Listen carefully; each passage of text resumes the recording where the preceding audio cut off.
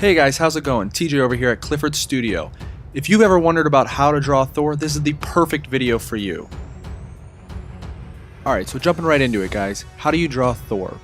So first off, I want to preface this by saying this is a character redesign. With this, I really wanted to challenge myself, as I do with all my pieces, to really go about and learn maybe a new way on how to draw an existing character, someone as iconic as Thor. You know, he's been in plenty of Marvel comic books throughout the years. So going off of that, I really wanted to start out by doing some research and going in and seeing how other artists have drawn him maybe throughout the comics or in the concept art through the movies that the Marvel Cinematic Universe at Marvel Studios have done. And going off of that, I really wanted to get back to the roots while still kind of giving him his own flair in this design.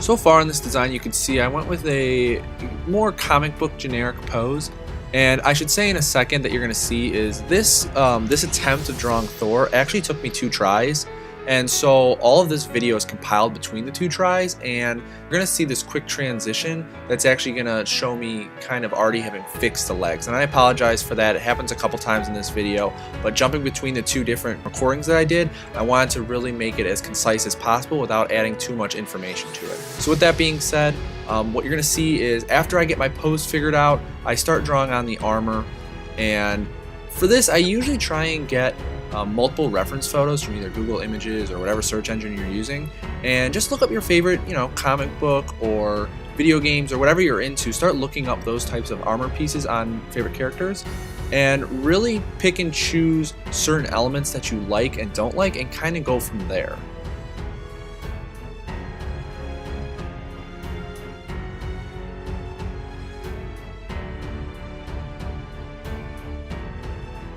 So this part in the video, you're seeing me lay down my color flats. Now when doing this, I was really looking at some iconic Thor comic book pages. I really wanted to keep it that classic red, blue, silver, and gold theme when illustrating Thor.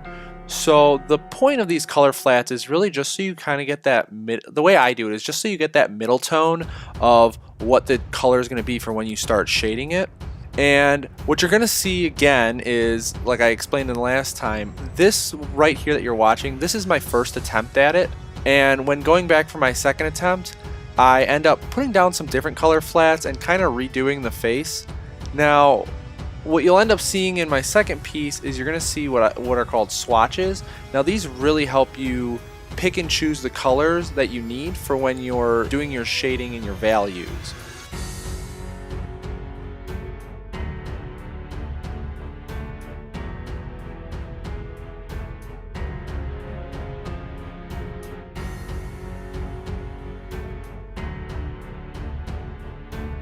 On the left, what I was talking about before, these are color swatches. Like I said before, what they do is you can basically have everything from your midtone to your lights and then back down to your darks on what you want your design or your armor piece to look like when it's fully shaded out. So basically what I'm doing is I'm just using that as a color picker, and I'm basically picking lights and darks as needed when I'm going in and I'm shading. This really helps with your color theory. Instead of every time you want that color, you have to go into the color wheel and pick that exact color again. This just makes it easier for reference.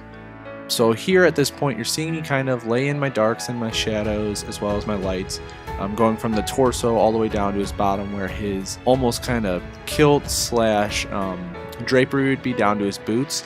And really what I'm focusing on here is I want all the attention to kind of go from his torso and up when you look at this final piece.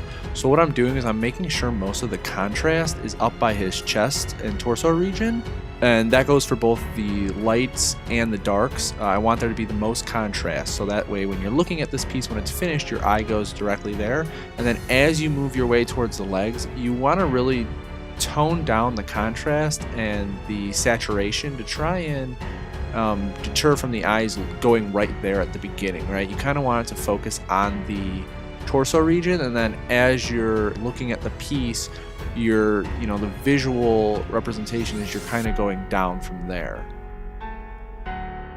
Now at this point you'll see I'm starting out to really define his facial features and other muscle groups, such as in his arms at this point, and then eventually you'll see me go into the hair. Now for this, I really can't express any more how important reference photos are. Without reference photos, you're going to get something, for the most part, and for most people who are beginners, maybe if you're a pro this doesn't apply for you, but I have a very good feeling that if you are a pro, you're still using reference photos, right? But at this point, you really want to use reference photos, because what this is going to allow you to do is to be able to look and see exactly how, one, the face is constructed or other muscles is constructed, and then two, how the light reflects off of it. And the reason this is so important is when the eye actually looks at a human being, your eye and your brain can tell immediately if something is off, and it might not tell you exactly what is off right away, but you just know it doesn't look right. So that's why it's so important to have reference, and that's what I always have when I'm working on pieces like this, or any piece to be honest, because you can never have enough reference photos, right? So when I'm working with this is I'm really trying to get those defining features, such as his eyelids and his cheekbones and his eyebrows and his nose, and I'm really trying to draw the focus into that point.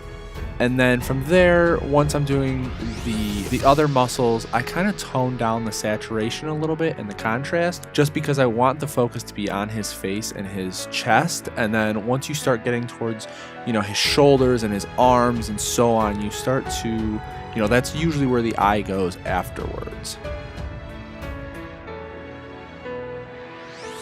Okay, so hopping back into the design here, one of the attributes that I really like from this new movie, Thor Ragnarok, is I really like the idea of him having shorter hair. For a long time, obviously, in the comics, he's always had that really long hair that goes past his shoulders, and you kind of see it in the comics of him having shorter hair, and I really like that idea. So I really wanted to stick with that, but then also going through his design of his outfit is you'll see he has the 6 plates on his torso, and that's really used a lot throughout his design. And even if you recall in the first Thor, Odin rips them off one by one, basically telling him how he's unworthy before he sends him back to Earth to basically be immortal. So those have always really been prominent in the Thor design, so I really wanted to keep with that. I've kind of talked about the tethered cape. I really like how they did that in Thor Ragnarok, and I thought it was a really rugged kind of look for him. It kind of goes along with his beard and really makes him kind of look a little bit older. Maybe he's a little worn out a little bit. So along with that, I really wanted to give this Thor redesign a hulking body structure. So one of the things that you'll find in the comic books is that Thor has always been one of the larger or over-exaggerated characters, of course aside from the Hulk. But the idea behind it is that he's supposed to look larger than man, right? Because he is that god of thunder. So you really want to represent to show that he is a god, or he has the power. So going with that, I really want to exaggerate his features. You can kind of see that along with his muscles and his shoulders and his forearms and his chest, all the way down to his legs. I kind of exaggerate the proportions a little bit to try and show how big he is. And going with the design in his armor, one of the things that I really wanted to design was, for those of you that have seen the new Spider-Man that came out this past July, I believe, in that movie towards the end, without major spoilers of course, Tony Stark's bodyguard basically talks about Thor's magic belt is how he describes it. Now, I did research on it, because I do kind of remember that being a piece within the Thor comic books, because I just didn't really know the name. And to be honest, I'm not even going to try and pronounce the name. One, for spoilers, and two, because every single name when it comes to weapons or armor is just completely out there, and I don't even want to try and pronounce it, because I know I'm going to mispronounce it. But I really want to take a crack at designing this. This is nowhere near what it's going to look like, but I really want to have fun with it and kind of tie it into the cinematic universe. I think this will be really cool once Avengers Infinity War comes out, because I'll kind of get to see how they designed it, and I'll get to come back and watch this and see how different it is from how I designed it. And of course it's going to be a lot different, but it'll be cool to see. Okay guys, so at this point we have made it to the end of the video. If you have made it this far, I really appreciate it. It means a lot. Right here you can see the finished product. I think it came out pretty well. I had a lot of fun with this, which is honestly the most important. If you guys enjoyed this and you liked it and you want to see more, please hit that like button. I'd really appreciate it. And if you'd like to see more, please hit subscribe. I love doing these. I definitely want to keep going. You know, I know we have movies coming out in the future. You have Justice League, Star Wars, Black Panther, just to name a few. I'd love to keep doing these redesigns, maybe even do a couple redesigns for video games. Who knows? We'll see. But with that, I hope you guys enjoyed this. And if you want to follow me to see any of the behind the scenes while I'm working on the project live, please follow my social media. I have them linked in the description and I have them linked at the end of the video. As always, guys, this was a ton of fun. I really enjoyed it. I hope you guys did too, and I'll see you next time.